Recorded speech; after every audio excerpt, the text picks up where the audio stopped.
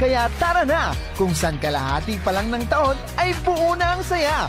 Mag-shopping with Magic Department Store Mid-Year Clearance Sale. Magic Department Store Mid-Year Clearance Sale. Magic Department Store Mid-Year Clearance Sale. Up to 70% discount on great selections. July 11 to August 3, 2025. Available on all Magic Department Stores near you. DTI Fair Trade Permit number R1096 Series of 2025. Sumasakit ang katawan, kumikirot pa ang iyong tiyan. Ang mabisang palaban ay Pauliniment. Mabisa ang Pauliniment, may sikap mo extract ingredient. Mabisa ang Pauliniment, at Pauliniment. Pau, pau, pau, pau. Walang aw sa pau. Methyl salicylate plus menthol plus camphor is the generic name of Aldrich Pauliniment. If symptoms persist, consult your doctor. High blood, salot, milyong katao na ang namamatay sanhi nito. Kaibigan, baka ikaw na ang susunod. Ni Mrs. Flor de Lisa Barbosa, ti Rosario, Santiago City. Agtawenak ti 63. Manungatawan nga aglutluto ako, tada karindiriyak. Mariknak agpipikal. Ti imimak iso nga nangagak ti radyo, dati agas nga pau di arko. Pinadas ko. Mayat ti epekto na. Duti food supplement nga napadpadasa ko. Awan ti epekto na. Dato'y pau di arko, idi nagtumarak, manungal daw lang, han nga agpipikal ti imakon. Awisen kay nga mangpadas, tapnod may katmat, dagita rik-rik na inyong, saksakitin nyo. Kaya kaibigan, buhay mo'y ingatan. Mag-Aldrich Pau di Arco Herbal Capsule na para kalusugan mo ay garantisado.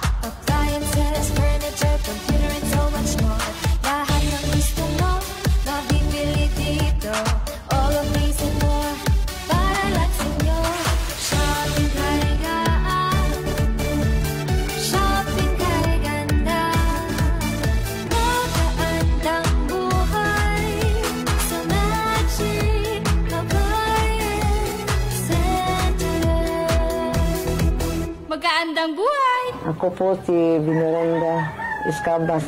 6 na po at 4 na taong gulang. Nakatira ako sa San Vicente, Liloan, Cebu.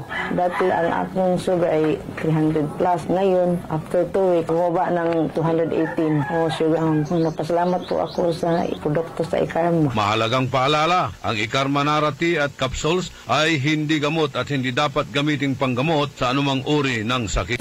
Matalinong pagtalakay sa mga usaping pambayan. Hihimayin ang bawat detalye para mailabas ang katotohanan. Kasama ang walang pinapanigan kundi ang tama. Orly Navarro. Orly sa IZ. Orly sa IZ. Orly in the morning.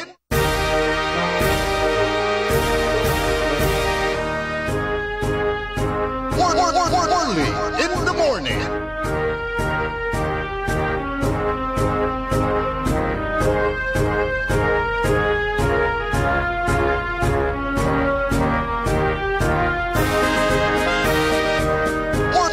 Orly in the morning.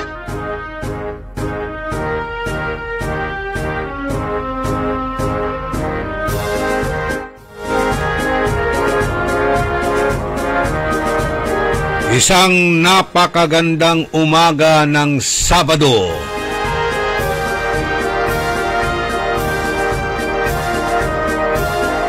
Maganda ang sinag ng araw. Pero maya't-maya, uulan na naman yan.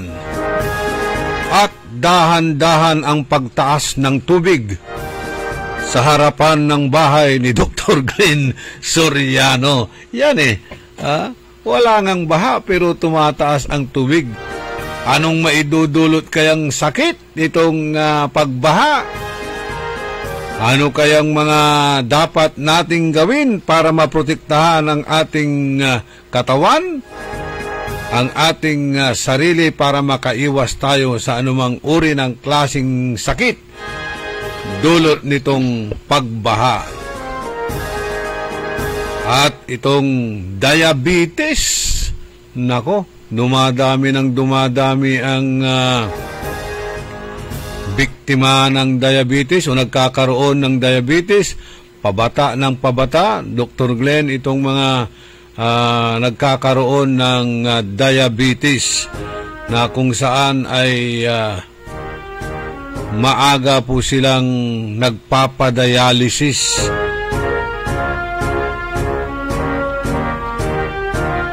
Dahil nga po dito sa diabetes. Karma Health Option.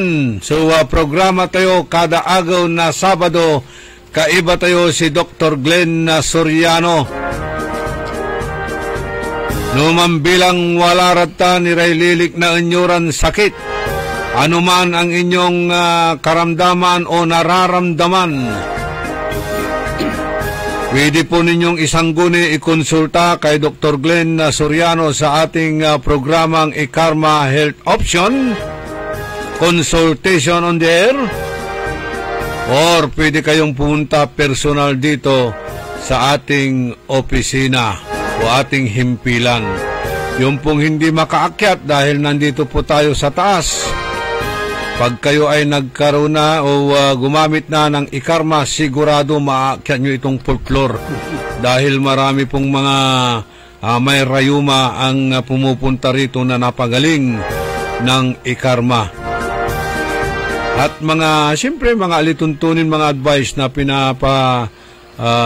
o sinasabi ng ating magiting na Dr. Glenn Soriano. Good morning, Dr. Glenn. Oy, good morning, partner Orly, at good morning na naman sa lahat na nakikinig dito di WIC at nanonood sa ating live streaming nationwide at international ang alam ko rito. Worldwide. Nice to hear from everyone. Nice to see everyone. Kung meron kayong tanong, itanong nyo lang, i-text nyo lang o message nyo lang sa amin at i-address natin yan. Salamat naman dito sa yung information nyo sa atin na yung baha ting umaga dito sa lugar do sa amin. Well, anticipation ko na dahil dito sa 1 week ng baha, well, high tide yan, kasama ng high tide galing dito sa dagat at yung mga bagsak ng tubig galing sa bundok, nagsasalubong dito sa dagupan, kaya yan, kasama naman yung pag-elevate ng ating mga kalsada. Yung mga dating lugar na dry, pupunta doon sa lugar ng hindi pa nagagawa. Yun. Nagiging palanggana ang ating syudad. Yan, well, prediction ko lang next 2 weeks, tataas ang kaso nito mga waterborne diseases. Dahil ito sa pag-iipon ng mga tubig at medyo hindi nag-iingat ang ating mga listeners at mga dyan sa kalsada, sa kagustuhan o kapilitan o wala na silang magawa, kailangan talaga lumusong sa baha na walang protection, isa pa yan. So next week, in the following week, asahan natin mayroon darating mga kasong leptospirosis, mga dengue at mga other waterborne diseases. Mga alipunga. Yan. Nakita ko doon sa may harapan ninyo, Dok, parang naglalagay kayo ata ng tuntunan. Ayan, going to school. Tulay Meneses yan. Meneses breads, yan. Hindi, actually kasi naaawa talaga ako sa mga yung dumadaan. Kikita ko sa daanan talaga namin yung nanggagaling kung anumang school yan, dadaan sa harap ng simbahan, tutulay doon papuntang lugar ng ng palengke, ganon. kung walang tulay doon, talagang mapipilitan ng mga batang dumaan sa tubig. Lulusong, oo. So, gawa natin ng konting paraan para makaiwas doon sa lubog sa tubig. So, syempre, meron akong mga extra na mga kahoy dyan, lalagay ko para, tuwan-tuwa naman ako, marami nakikigamit. Ganon. Sa akin, libre. Yung mga ibang gumagawa ng tulay, may singil pa may toll pa. Mga ano yan mga magagaling din na mga negosyante. Enterprising ay nako. Kung gano'n ang isip ko, mayaman na ako sa isang linggo, marami na ako na singil na toll. Ilang gaano kataas ngayon na Ka-Edwin yung tubig? Tingnan mo nga dyan sa Google Map natin para makita natin kung anong kataas. Kasi nung isang araw 1.5, mataas na yun. Oo. 1.5, pataas ng pataas ito Ang concern ko naman kasi dito sa tubig na nakikita ko sa harapan, hindi katulad ng dating na medyong clear, madilang, na walang amoy Ngayon talagang parang itim. Nanggagaling sa maamoy, drainage. Mabaho.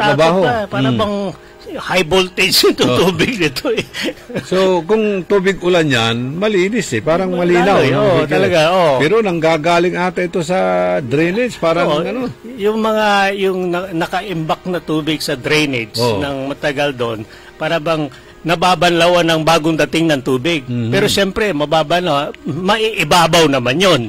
So, yung pumupunta sa ibabaw, yun ang dinadaanan ng tao.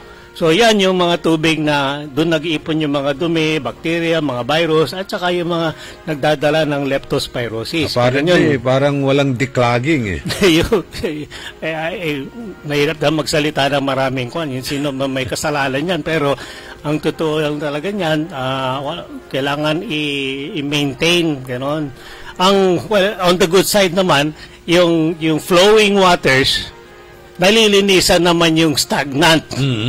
Ganon, halimbawa, kasi yung dengue naman, na lumalago yon sa stagnant waters. Ganon, di pa naiipon yung tubig sa mga goma, yung mga pasong, yung hindi nalilinisan. Yun, kung matagal nang hindi natatapon yun, doon nangingitlog yung lamok at doon lumalabas yung dengue. Pero yung flowing waters, syempre, nababanlawan, yun, napapalitan, hindi lalago ang dengue dyan. Nagagalaw yung... nagagalaw. Parang nababanlawan nga yung mga... the good side of it, parang gano'n. So, ito na yung mga pag-uusapan natin na waterborne diseases. Kasama na po dyan ang dengue, saka leptospirosis, Doc. Infectious. Infection. Yung isa na, yung pareho naman tayong nagre-reklamo dito. Lagi yata itong past week sumasakit ang tiyan, nasisik mula, mga ganon. Kasama yan din sa suspicious na waterborne So, dapat, yung may mga sakit ng tiyan dyan, kailangan sabihin nyo kagad, i-publish nyo, paalam nyo to sa yung mga authorities katulad ng public health. Kasi, kung marami sa isang lugar nagkakasakit ng tiyan, yung nasisikmura, yung bang LBM, lagi nagdadaria, concern din yan sa public health dahil baka meron tayong water source or food source na nasisira, contaminated Kasi kung hindi natin sasabihin sa publiko itong mga ganitong bagay, hindi alam ng public health, hindi ma-address, at darating sa epidemic. Yan pala, meron na tayong mga typhoid dyan, meron na tayong mga cholera dyan, meron tayong mga dysentery, meron tayong amoebiasis na hindi nasasabi ng tao. So, paano i-address ng public na siyempre, i-isolate natin itong area na ito. May nagbebenta ng isda dyang sira, may nagbebenta ng contaminated na food, meron dyan food poisoning na hindi alam ng public health para hindi kumalat. Yan ang importante dyan. Sabihin natin dito sa itong ginagawa natin dito, awareness talaga para malaman ng tao at meron tayong gagawin. Hindi lang yan, Doc. Ito nga iniinom nating tubig na nanggagaling sa mga tawag natin dito, yung mga mineral waters, nanggagaling din yan sa ilalim ng dapat na-examine din ito kung may mga bakterya doon sa Well, in fairness naman, kasi yung regular din dapat ang inspection ng public health authorities dito sa mga nagbebenta ng mineral water. Very strict nga yan ganon. Pero in fairness naman, sa tingin ko, marami naman yung malinis naman yung kanilang source, yung kanilang refilling station, malinis naman. Pero siyempre may mga containers din na marumi na hindi masyadong nalilinisan. Maaring yung tinesting nila doon sa water filling station okay lang, pero pagdating na sa delivery, point of delivery hanggang sa customer, baka merong konting contamination. Pwedeng kasalanan din ng yung container system, pwedeng sa bahay mismo. O miski yung tubig na dineliver sa inyo malinis, pero yung bahay nyo naman, meron din mga dangerous din na hindi nalinisan, doon nyo nakukuha. Ganon. So, marami dapat nating obserbahan dyan sa mga ganong proseso, yung water supply.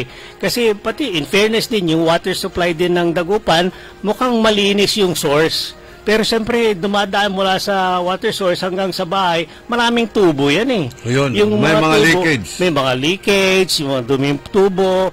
Tapos may iba, may reservoir pa yung ibang bahay. Yung reservoir, contaminated na. So, marami dapat pag-aralan ng public health ng authorities para ma-pinpoint kung saan ang source ng contaminated water. Siguro ito, kailangan talaga maglibot-libot ang DOH or itong mga health department natin sa barangay kasi maraming gumagamit ng shallow deep well. Yes. Yung shallow deep well, ang dapat obserbahan din dyan, yung lugar ng mga septic tank na malapit dun sa shallow well. Isa yun. Kasi source din ng amoebiasis yan. Amoebiasis is another waterborne disease, di ba? Kung yung septic tank may singaw o may biyak, tapos nagli-leak yun papunta sa water source, tapos sinisip-sip ng shallow well, ano yun? So, yan. Ano bang tawag natin doon? Seepage? Seepage. Kailangan talagang dapat gawin ng mga public health na officials yung subaybayan ng bawat barangay kung merong mga source na mga ganyang reklamo na may masakit, tiyan, diarrhea, ganon, para malaman kasi... Mayroong pag-aaral na ginawa ng SOSIA. Ano ba yung acronym ng SOSIA? Na nakita nila somewhere dyan sa mga island na barangays ay ang mga bata maraming parasites. Yeah, okay, yeah. Ang tawag natin doon, mga bulate. Bulate. Dahil nga doon sa yung mga dinadaanan nila, nandun lahat yung mga nagkakalat na dumi, nakapaapa yung mga yan, kumisan, dyan na kumakapit. Madalas yan ang tinatawag na pinworm Pinworm kasi dumadaan din sa yung mga sugat sa paa, ganon. Okay, but yung mode of contamination, infestation ng mga bata is yung nagpapaa, sugat sa paa, at saka yung maruming kamay doon sa mga area. Very common yan kung pag-aralan nyo yung fecalysis ang tawag doon. Sa makikita very high ang incidence ng parasitism tawag doon, yung bulatin ng mga bata. Ganun yan So, remedyo natin dyan is yung regular na deworming ng mga bata. Ganun yan. Hindi naman fatal ang deworming, pero syempre apektado yung nutrition ng bata. Kung marami kang bulate sa tiyan ng bata, alam mo yung mga bulate, yung parasitic yun yung hindi niya papatayan ng host, pero aagawan niya yung nutrition. So, yung bata... Karamihan, ganun. Kaya mataas ang kaso ng nutrition, malnourished. Malnourished. Makikita para bang sasabihin mo, malnourished yung bata, sapat naman ang pagkain niya. Tingnan mo yung tiyan niya, para pot belly na yung tiyan niya, bata pa. O puro bulatin laman nun. Hindi mo mamatay yung bata, pero naaagawan siya ng nutrition. Itong mga parasites ay nabubuhay yan sa loob ng katawan ng tao. Yes, yan ang intestinal, yung parasites. Yan, numero 1 dyan is yung bulate. Maraming klaseng bulate. May ascaris, may pinworm, may flatworm, mga ganun yan Pero sila, magaling na parasite. May ringworm. Mga parasites yun Ibig sabihin niya, yung parasite, matalino yung parasite. Ibig sabihin niya, hindi niya papatayin agad yung host niya. Aagawan niya lang nutrition. Kasi pag namatay yung host niya, wala na siyang pagkain. Wala na siyang pagkain. Yun. So, ganun naman ang yung parasite. Kaya nga parasite yung kumukuha ng benefit from yung host, gano'n yun. Pero parang wala na akong nakikita ngayon na ginagawa na tulad nung kabataan namin, kami ay pinapainom ng mga Padrax. Yan. Kumbantril. Yan. Ayun, mga ganun Latigo. Ay, pinapainom sa amin yan, tapos kapag ka nagpupuka, sumasama na yung parasites doon. Ngayon, parang wala akong nakikitang ganyan eh. Well, ewan ko lang, siguro i-alert natin ng public health kasi dapat dapat kasama sa programa sa mga eskwelahan na galing din sa public health na yung regular na binibigyan ng deworming ang mga bata. Yun, deworming program. Parang vaccination din yan eh. Yung public health, meron siyang programa na lahat ng bata kailangan mabakunahan. So, libre yan doon sa mga public health centers. Ang problema, itong mga parents naman, hindi sila aware, hindi sila talagang tamad din, hindi dinadala ang bata doon sa the health center para ma-implement yung program. Okay? So, syempre, dapat naman din ang public health, pipilitin nila, gumawa sila ng some kind of yung health records ng mga bata na nag-comply ang parents. Kasi, kung ang parent tamad, walang iniisip, kung hindi, walang kanya sarili niya, yung bata na papabayaan. 1 year lang pabayaan yung bata, malaki effect na yun. So dapat yung may mga health records na barangay ng lahat ng bata sa isang barangay, merong konting record na tracking na itong batang ito naaasikaso. Yun. Immunization, deworming at mga ganon. Importante po yung deworming kasi pasantabi lang po sa mga kumakain, nag-aalmusal. Kasi may mga instances na lumalabas yan sa ilong, sa bunganga, o kung saan man butas. Lumalabas yung bulate delikado yun, di ba, Dok?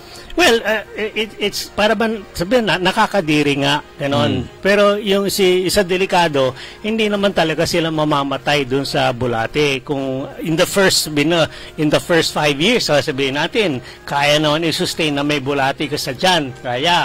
Kaso lang, tinan mo naman yung growth development ng bata may bulate at saka yung walang bulate. Malaki ang difference eh. Stunted ang physical at saka mental, yung gano'n, lahat ng development ng batang may parasite, stunted napigilan, hindi na-develop gano'n. So, pati yung abilidad sa school, mahihina din, gano'n. Kasi ang mapurol ang very purol yan sinasabi nila. So dapat talaga yung ayusin ng programa dahil yung nutrition na dapat kainin ng bata kinakain ni bulate. 50-50 may sharing din pala doon sa tiyan na sharing 50% sa bata, 50% doon sa bulate. Ganun yan So yan, matakaw din itong parasite. Matakaw talaga yan ang kinakain yan, para marami yung supply ng yung paggawa ng dugo.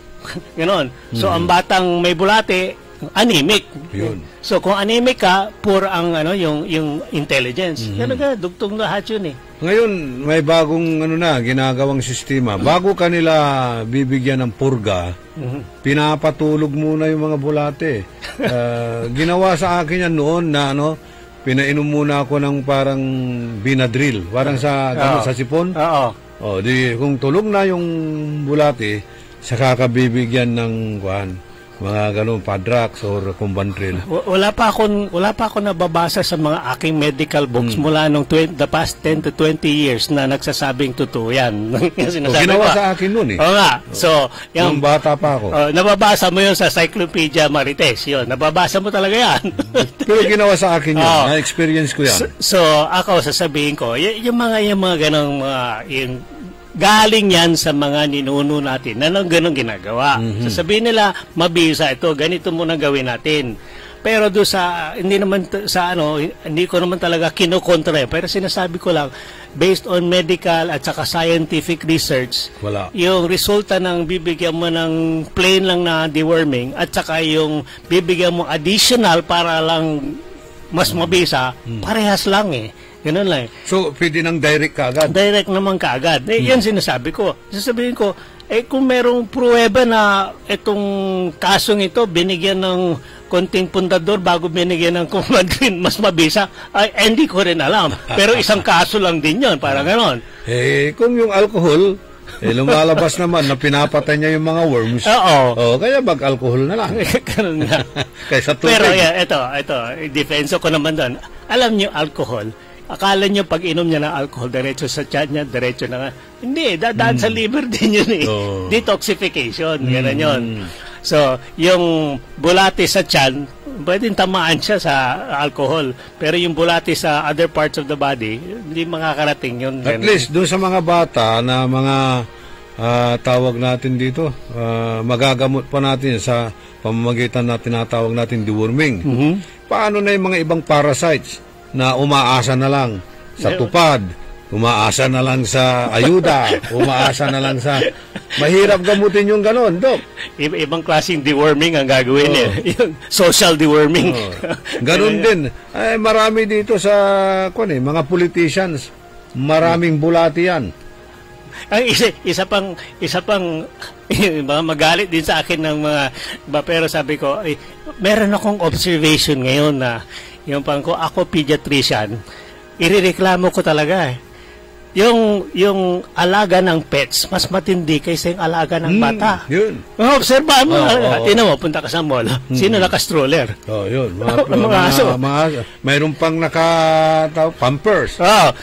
Sinong kumikita ng sa clinic? Yung pets o yung pediatrics? Yung pets. Kompleto ng bakuna yung pets.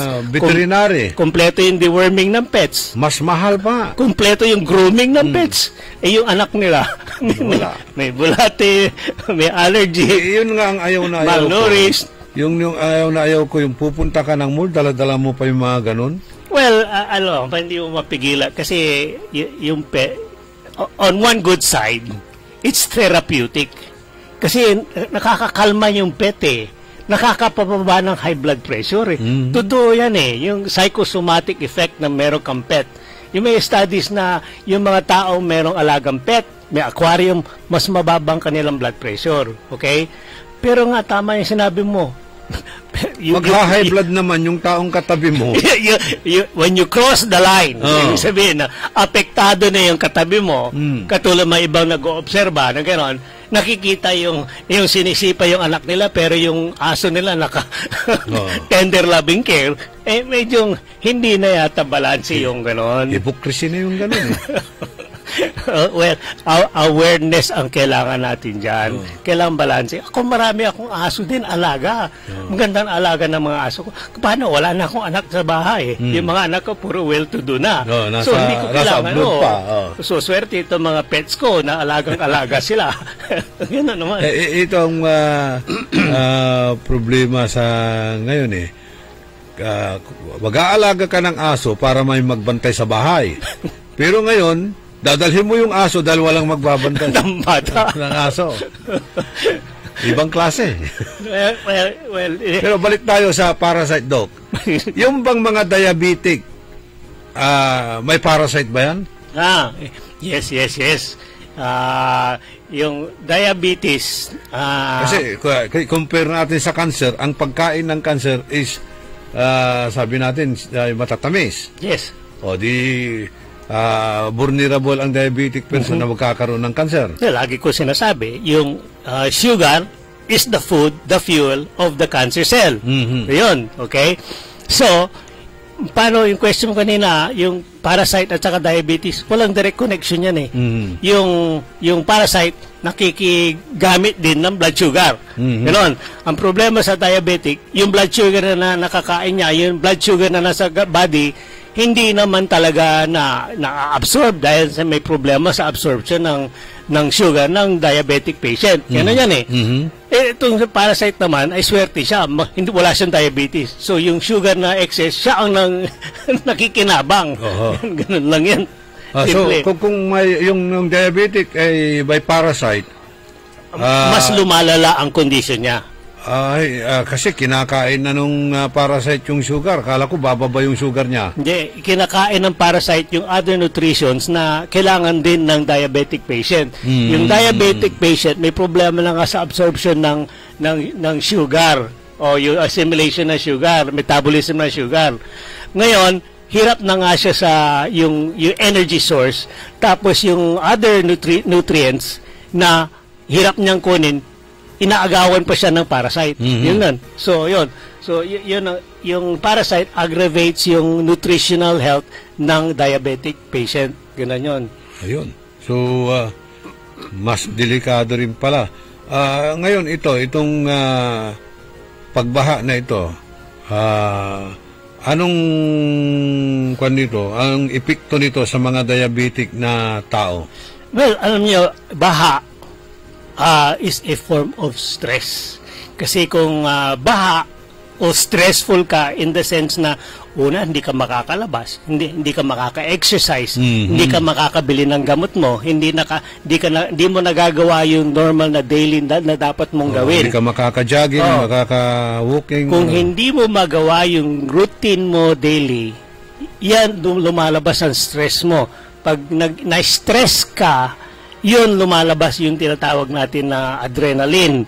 Kung lumabas yung adrenaline mo, tataas ang blood pressure mo, tataas ang blood sugar mo, aggravated ang diabetes mo. Ganun ang nangyayari. Yan ang chain reaction na yan. So, ito mga pagbaha, sobrang ulan, di ka nakakalabas, ayun, it's very, yung aggravating sa mga may sakit katulad ng diabetes. So, aside from that, kung nasugat ka, magkakaroon ka na naman ng problema kung maliptos ka pa. Advice ko lang dito sa mga ganon, in times like yung hindi ka nakakalabas ng bahay, there's still ways na you can do indoor exercises. Okay, you can yung try to distress yung yung system mo, huwag mo masyadong isipin. At saka dagdag ko naman, well, tama yung kain mo, okay lang exercise mo, distress ka, dagdagan din natin yung mga supplement katulad na ikarma na tumutulong na pagbaba ng blood sugar naturally. Yan yun. Okay. Ano po ang maitutulong ng ikarma sa tawag natin dito, pagpatay doon sa mga parasites? Well, ikarma talaga, walang direct, walang direct tulong doon sa elimination ng parasites. Pero ang ikarma nga, kasi sabi ko, it will protect the individual from the dangerous effects of the parasite. Kasi yung parasite can promote yung rise ng free radicals, tinatawag natin. Free radicals will rise when there's presence of stress and parasites. At saka yung parasites can also create allergic conditions kasi yung parasite naman it's a foreign body. When a parasite is present, meron din konting reaction doon sa foreign body. So yung reaction sa foreign body, may konting din dyan, may inflammation. So when there is damage, when there is inflammation, yun ang role na ikarma. Ikarma will protect from further damage, and when there is damage that causes inflammation, ikarma can counteract the damage, and mas mabilis ang healing kung merong ikarma. Kung walang ikarma, yan na lagi natin sinasabi, ikarma is a natural steroid, and the steroid is the number one healing ingredient in the human body. Kaso lang, steroid delikado yan. Is a double-bladed ingredient. Kung lagi mong inaano yung steroid, baka iba din ang mangyari sa'yo. Pero ikarma is a natural steroid na parang taman-tama lang regularly na yan ang tumutulong sa yung protection and healing ng body. Ayun. So, ang dami na nating mga listeners, viewers. Kung gusto nyo po magtanong kay Dr. Glenn Soriano, pwede nyo po siyang tawagan sa 0916-672-6056 at 0919-991-7986 o kaya live sa ating programa 0968-677-7070, 0920-954-8473 or punta kayo rito personal sa ating station para magdala kayo kung ano man yung mga tawag natin dito, laboratory exams po ninyo dyan. Pabasa natin kay Dr. Glenn Soriano at makapagbibigay siya ng mga advice kung anong magandang gawin sa mga sakit na nararamdaman ninyo. Dito, sinasabi rito sa isang pag-aaral na naman, Dok, na kung saan ay mayroong malaking epekto dito sa ikarma, tulad ng ginawang pag-aaral dito sa tungkol sa Philippine Patent of Ikarma Nare Extract, ang treatment ng diabetes. Ano ba itong ginawang pag-aaral dito na Doc tungkol sa Ikarma Nare Extract? Well, itong Philippine patent, way back when ito 1993, nung buhay pa itong founder ng Ikarma, at si Captain Virgilio Ikarma, inumpisahan niya itong pagkuha ng patent kasi proven ang kanyang yung theories Yung theories niya, nung pinag-aralan niya effects na Ikarma, na-prove niya sa sarili niya na effective ito sa maraming sakit katulad ng diabetes. Okay? So, ang parang sa protection ng kanyang produkto na lalabas yung positive results nito. So, kailangan mo ipatent yan to show yung authorities na totoo itong effectivity nitong yung invention nito. So ginawa ni Captain Ikarma, hinilapit niya doon sa patent authorities at pinapatent niya para maprotektahan itong product nito.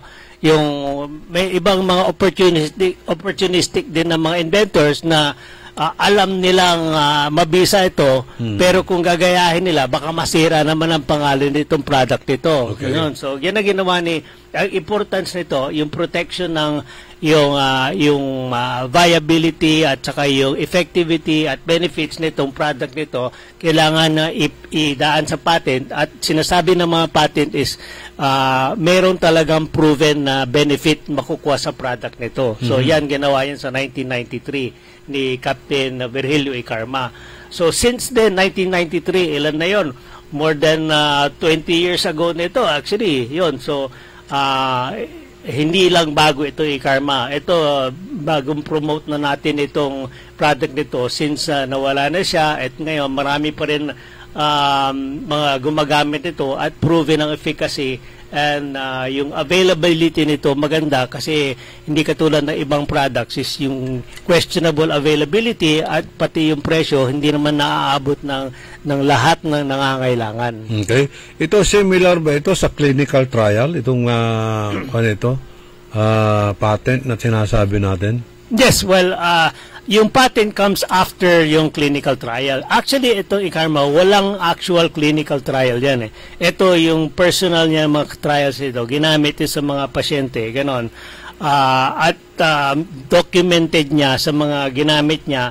At since then, until now, wala pa naman yung formal na clinical trials marami namang ganitong products na wala namang clinical trials. So nakukuha yung proven benefit sa use over a long period of time, use ng mga lahat ng gumagamit na pinapakita na very effective ito. Ang purpose talaga ng clinical trial, tatanungin, bakit walang clinical trial?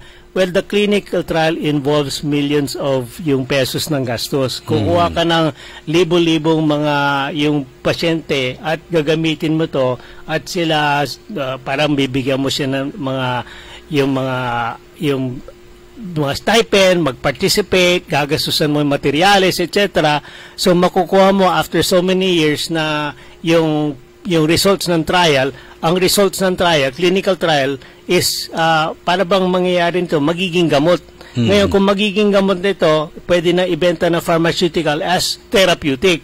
So, magiging therapeutic yan, ibebenta na pharmaceutical, kasama din yon yung increase ng price. Yan.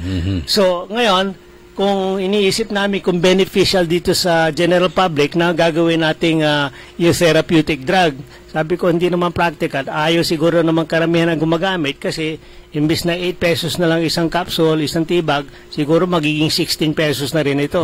Sabi ko, so, maaring bibilhin niya ng mga drug company? Oo, yun. Correct. So, ipopromote nila kasi proven ang benefit, proven ang effectiveness. So, kung bibilin lang ng product na isang drug company, di-develop nila, meron ng clinical trial, ayun, magiging yung marketable as ganitong gamot. So, yung gamot, yung mismo ingredient ng Ikarma, which is pterostilbene, ipapasok nila in a tablet or capsule form, tapos sasabihin nila, hindi naman, pwede nang sabihin, ito isang gamot. pwedeng gumaling ang isang tao dito sa gamot dito. So, ang magiging cost niyan para makarating sa ganitong level ay tataas talaga ng presyo ng yung product na yan. Ayun. Magiging branded na. Magiging branded na yan. Ganoon. So, ang ICARMA naman talaga, iniisip nila, most beneficial ito sa general public na as is na lang kaysa i-promote mo na as a drug. So, dito, sinasabi lagi natin na hindi ito gamot, no therapeutic. Ganon.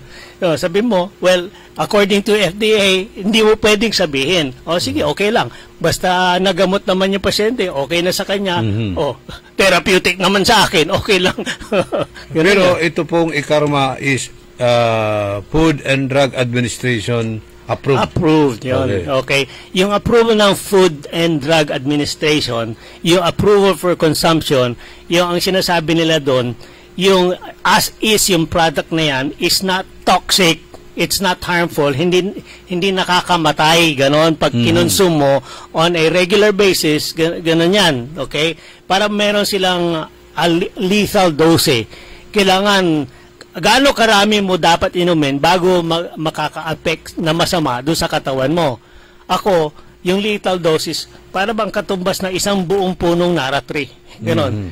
Kung inumin mo yon sa loob ng isang oras, yung buong puno ng Nara tree, baka mamatay ka. Ganon. Baka hindi lang sa ingredient, kaya doon sa effects ng yung sobrang pagkain mo, ganon yon. So, parang ridiculous na yung amount ng dapat mo kainin para magiging dangerous sa health ng tao. Ayun. So, madidipit naman yung purpose natin na makatulong sa mamamayan ng murang halagang... Correct. Correct. Ito, simpleng explanation yan ganoon. So, yung, sabihin natin, malunggay. Napaka-bisa ang malunggay, di ba? Nilalagay na sa kape natin, nilalagay sa pandesal natin, yung malunggay, nilalagay sa pagkain natin. Very healthy ang malunggay. Pero binibili mo ba lang malunggay? Hindi, pipitasin mo lang yan. Libre lang yun di gawin mong gamot yung malunggay. Kung ginawa ang gamot ang malunggay, dadaan sa pharmaceutical, wala ka na makita malunggay din sa tabi-tabi. Ayun. Alagaan yun. Magiging farming na yun. Magiging mahal na malunggay. Hindi ka makakahingi ng malunggay. Hindi ka na makakanakaw ng malunggay na daon. Talagang bibilin mo na as yung importante. So, ganun ang mangyayari niyan. So, gusto ba natin na magiging mahal ang malunggay? Hindi. Yaon nyo na siya, pipitisin na lang namin yan para kainin namin araw-araw.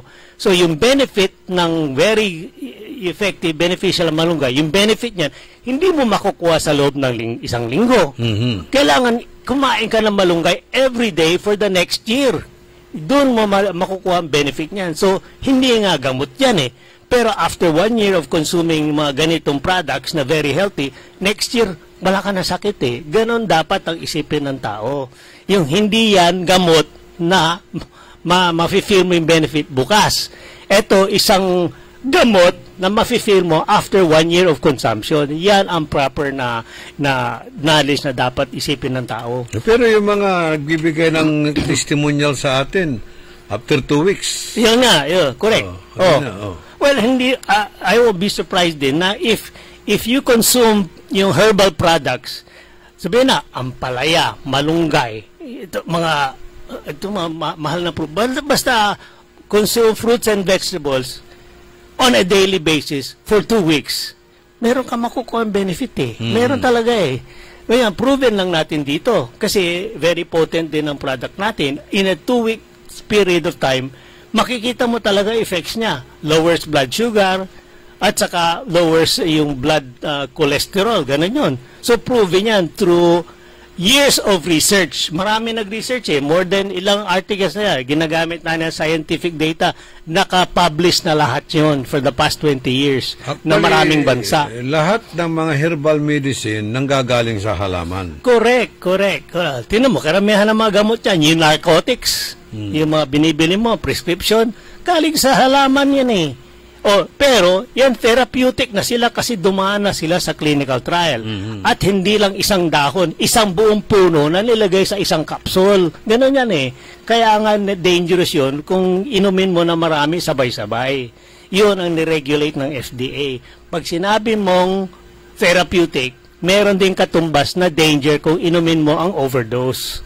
Yun ang explanation ng FDA control. Okay. Pakinggan natin si Romeo Castro, yung testimony ni Romeo Castro. Kay Edwin, ready na ba si Romeo Castro dyan sa kanyang testimony? Hindi yung hanging habagat. Associated po ito sa radiation natin. Hanging habagat naman. Si Romeo Castro, nakatira sa Manat, Bimali, Pagkasinan.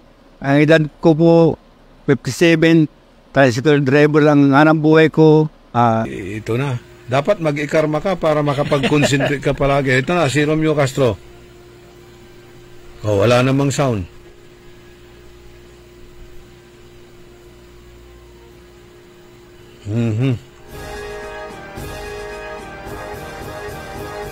Si Romeo Castro, nakatira sa Manat, Bimali, Pagkasinan. Ang edad ko po, 57. Tricycle driver lang ang buhay ko. Noong napacheck up ako kay Dr. Glenn Soriano, nalaman nila na may diabetic ako. Kasi po, yung nararamdaman ko parang iba na yung direction na parang hindi ko alam kung nahihilo ako. Kaya tumigil na akong pagka-tricycle. Yung una, 164 yung blood sugar ko. After 2 weeks, nung nag-take ako ng ikarma, lagi yung 100 na lang po. Kasi nung uminom ako ng ikarma, marami akong pagbabagong nararamdaman. Saka yung mga ganun mga nararamdaman ko, nawala lahat. Gaya lang parang naghihina.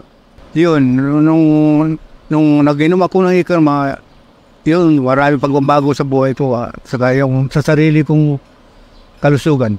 Sa ngayon, hindi na ako nangihina. Bumabalik yung lakas ko. Sa ngayon, ginagamot ko ang sarili ko sa tulong ng ikarma. Pupoy, pagpasalabas sa ikarma, mga kasama ko dyan. Subukan natin ang ikarma, gamutin natin sa sarili natin. Mga nakikinig po, subukan natin ang ikarma para masubukan ang benepisyo dito. Okay. Yan si Romeo Castro. Tricycle driver pala ito, Doc, sa Bimalay. Well, anyway, ang point natin dito, nagtestimonya siya, yung katulad sinabi natin kanina, ang benefit na makukuha sa ikarma, makukuha natin within a 2-week period. Na mabilis eh. Kasi kung hindi potent ang product mo, wala, matagal pa yan. Mga 1 buwan bago mo maramdaman ang effect. Kung after yung first 2 weeks pa lang kung wala kang maramdaman na benepisyo, hindi mo nagtutuloy Ganon karamihan ng mga gamot Yung mga herbal sasabihin nila mabisa ito. Pero yung customer nakainom na ng 1 buwan, hindi pa nagbabago Ganon. Hindi lang ito si Romeo Castro. Marami tayong ginawang ganito. Yung promo natin, sige, kung meron kayong mataas na blood sugar, pumunta kayo dito, check muna natin, tapos bigyan namin kayo ng ganitong product, inumin nyo for 2 weeks muna. So after 2 weeks, balik kayo dito, testing natin ang blood sugar na So wala nang ibang gagawin Hindi nyo dadagdagan ng gamot, hindi nyo babawasan yung dati nyong gamot, hindi nyo babaguhin yung lifestyle nyo. Ganun lang, as is ang gagawin nyo, dagdagan lang natin ng ikarma. So ginawa natin yan. Ito si Romeo Castro na yung initial blood sugar niya bago siya binigyan ng ikarma was 160 plus. Ang normal 120. So after 2 weeks talaga, bumalik siya rito. So chinek natin uli. Ayun, naging 100 below 120, below yung dapat. Siyempre, pag na-interview, ano ginawa nyo? Anong binago nyo? Wala. Minom lang ng ikarma 2 weeks. Okay, so paano niya alam na mabisa itong ikarma? Kasi yung ginawa niya araw-araw parang nagbago. Hindi niya naman alam na bumababa ang blood sugar. Mararamdaman mo na lang na bumabalik yung lakas mo, yung sigla mo, ganun yan eh. Meron talaga nagbabago sa katawan na tumutulong doon sa daily activity. Yun ang naramdaman niya. So nagpa-test siya, totoo nga, bumaba yung blood sugar level niya. So kung bababa yung blood sugar level mo, ibig sabihin niyan, yung blood sugar niyan, tama na yung pagsusunog niya. Nagagamit ngayon ng katawan, kaya lumalakas. So kung tuloy-tuloy yung normalization ng blood sugar level, bawas ngayon ang paninira ng high blood sugar levels. So, yan, lumalayo ko nga doon sa delikado ng effects ng diabetes. Ayun. So, mabisa itong ikarma sa pagbaba ng blood sugar at blood pressure.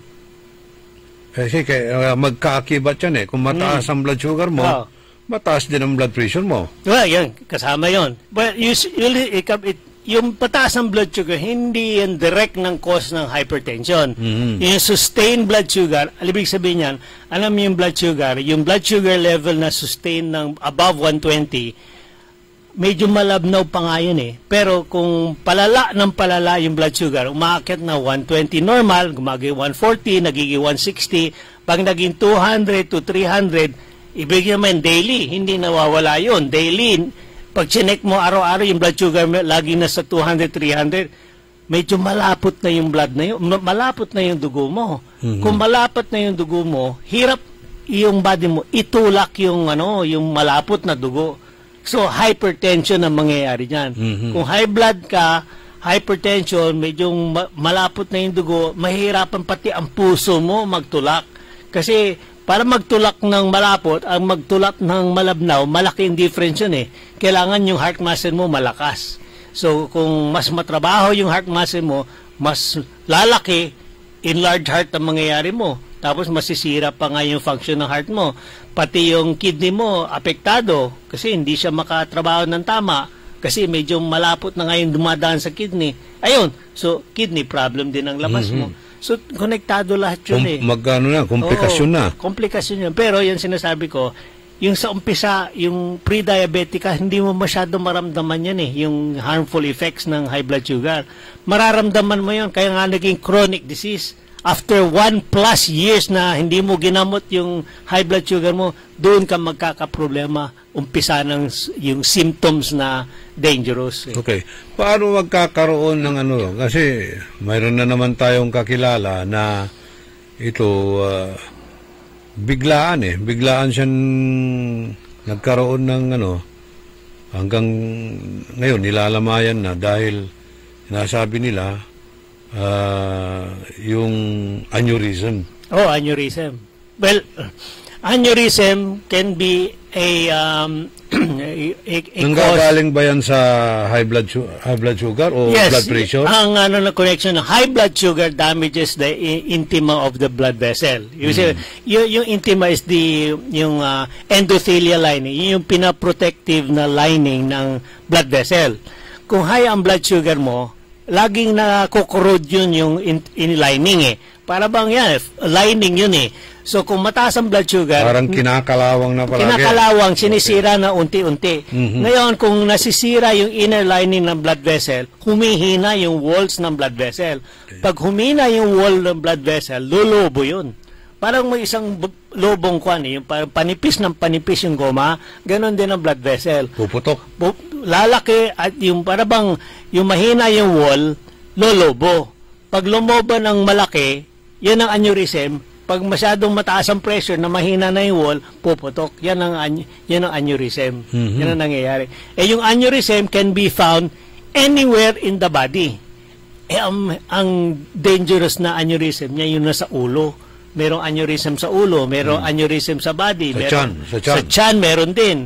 O abdominal aneurysm, may mga kakilala ko meron ganon. Marami.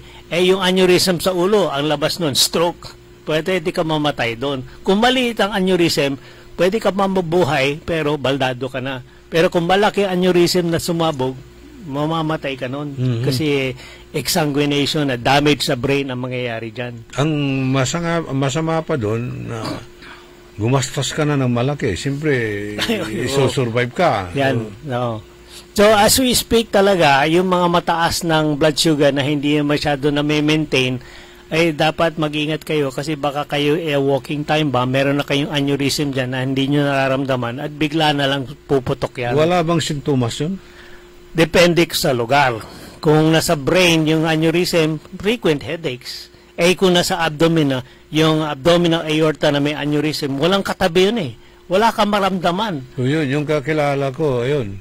Ang nararamdaman niya, masakit ang ulo palagi. Yun ang effect. Kasi yung aneurysm, lumulobo yan. Kapag lumobo ang yung aneurysm sa utak mo, masakit ang ulo mo. Kasi yung bang nagko-compress yun Lumulobo yan, dumidikit sa mga ibang lugar ng brain. Kaya masakit Kaya napipigilan din yung flow ng blood doon sa area na yon. So, masakit ang ulo mo. Dito sa abdominal aneurysm, wala namang katabi yan Wala, maluwag na maluwag sa baba. So, pwedeng lumobo yung aneurysm mo.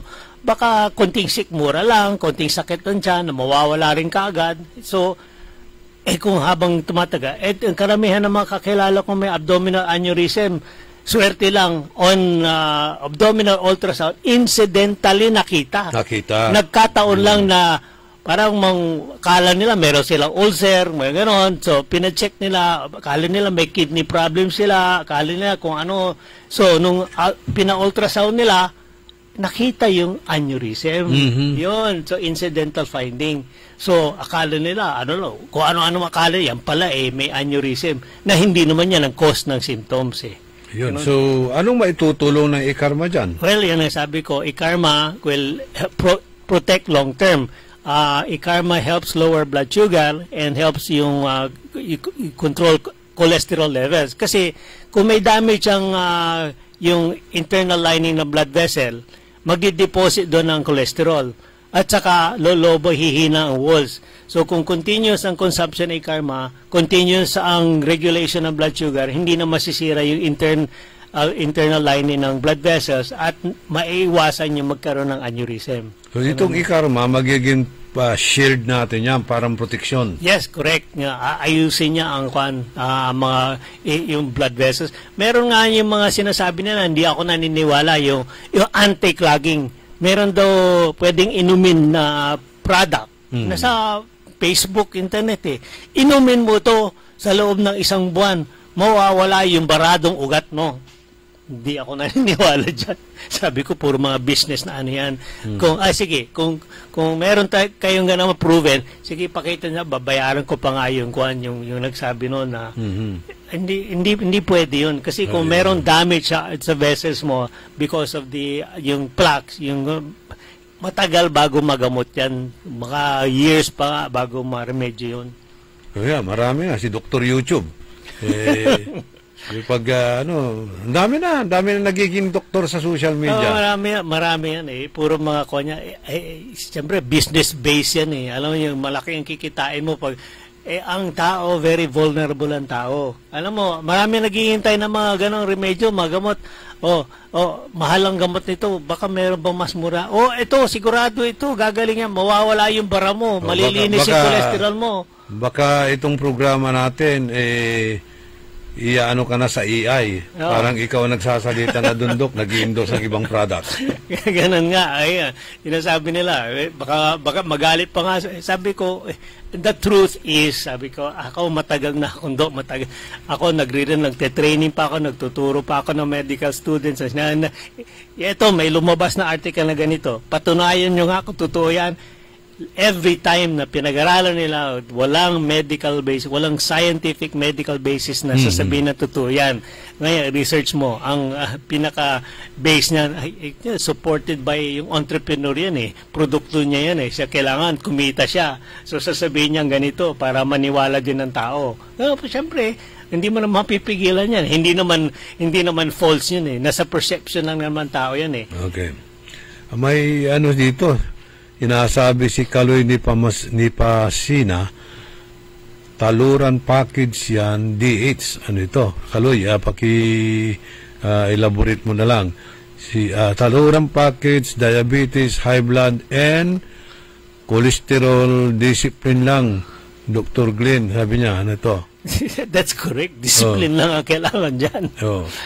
Pero diabetes is a discipline disease. Kung meron kang disiplina, you can live with diabetes. DHC raw. Diabetes, high blood, and cholesterol. Well, pero kung may discipline ka, mag-ikarma ka. Well, kasama yung sa discipline ng yung diabetes management kasi ang diabetes management is a combination of yung nutrition, exercise, less stress, at saka ikarma, yung mga yon. Okay. Yung ikarma ko is a supplement. A supplement is very important kasi tutulong yun doon sa tatlong nauna. Yung nutrition mo, kailangan talaga i-balance mo. Balansin mo yung sugar, salt, and fat. Balansin mo talaga. Pero even if you have good nutrition, kung wala ka na ma-exercise, wala rin, 50% lang yung nutrition 25% din yung exercise Tapos yung other two, yan yung remaining. Tutulong yan doon sa discipline ng management ng diabetes. Pero pagdating na sa pagkain, wala na yung discipline.